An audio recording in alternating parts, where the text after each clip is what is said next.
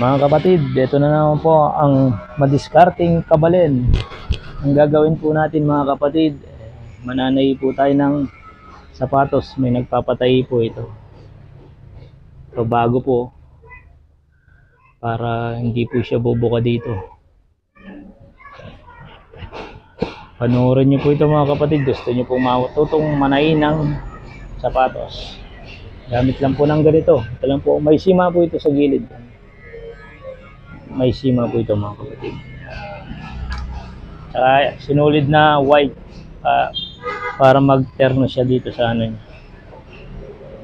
Dito sa kulay. Ito po mga kapatid.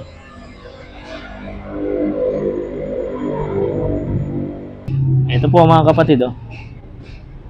Ipapasok po itong sinulid ito sa loob. Tapos kukunin po ng sima. Ito po may sima siya. Ito mga kapatid yan. O yan, may sima mga kapatid. Kukunin ko mula sa loob.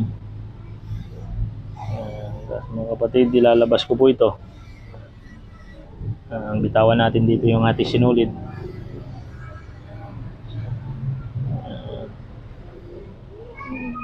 Tansyahin po natin yung haba. Paikot natin ng 2 beses dito. Ayan.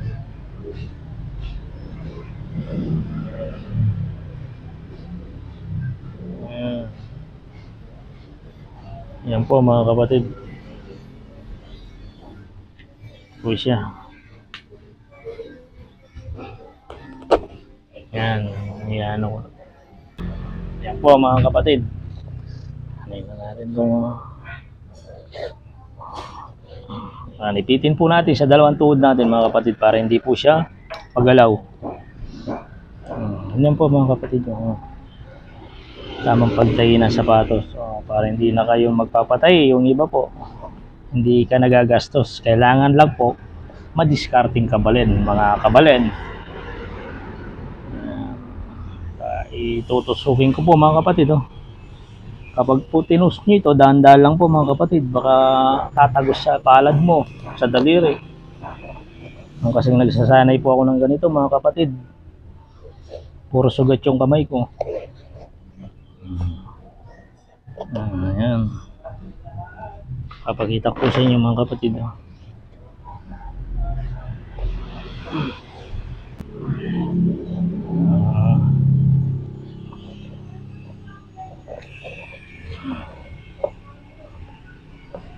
Kailangan sa panahon ngayon mga kapatid madiskarte. Siyempre yung pinaka-importante mga kapatid, namumuhay tayo ng parehas.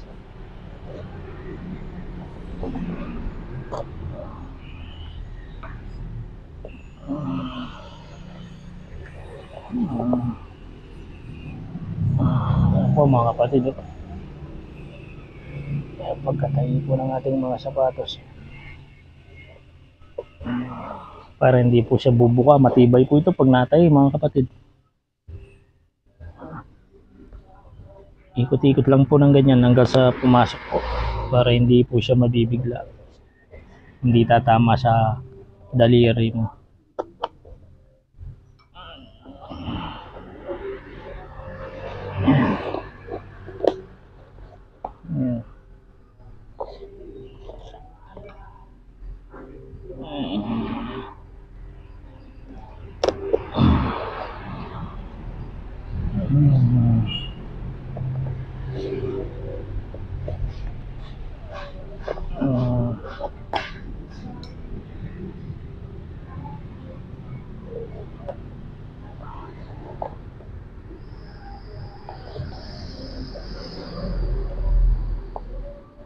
I-line lang po sa labas tsaka dito sa loob yan.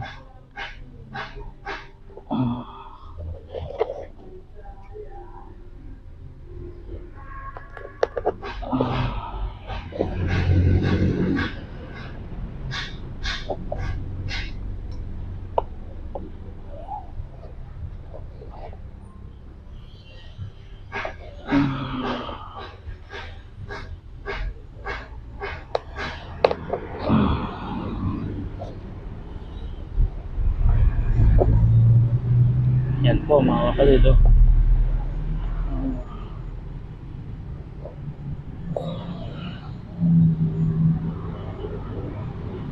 Para hindi na po kayo gagastos, kayo na mismo magtatay sa mga nasisirang sapatos nyo mga kapatid.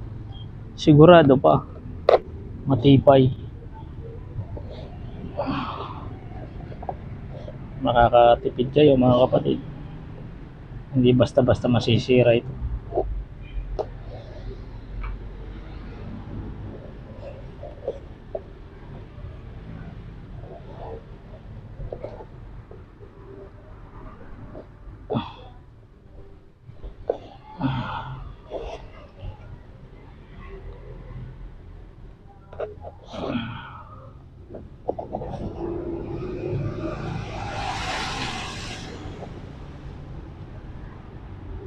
Ito po yung sinulid niya mga kapatid. Oh. Ipapasok ko po sa gitna. Silayin ko sa labas, silayin ko rin po dito sa loob to.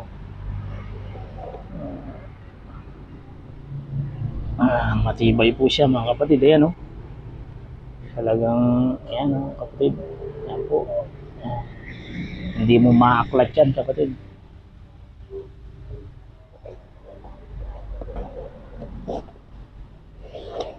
Basta mga kapatid, discarding kabalan lang po. Basta madiskarte ka lang po mga kapatid.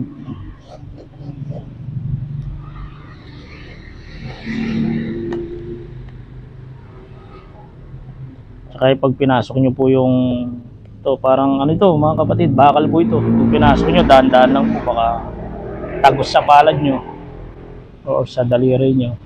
Kasi yung isang kamay nyo nasa loob.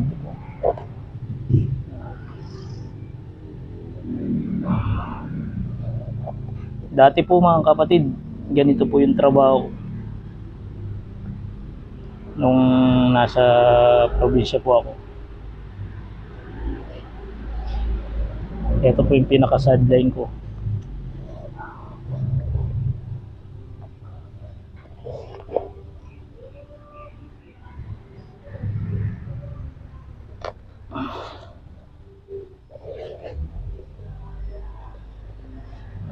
Ayan po mga kapatid. Oh.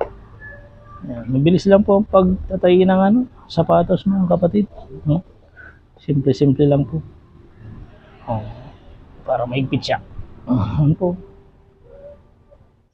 Yan. Tingnan niyo po mga kapatid. Talagang maigpit na maigpit yung pagkatay. Oh.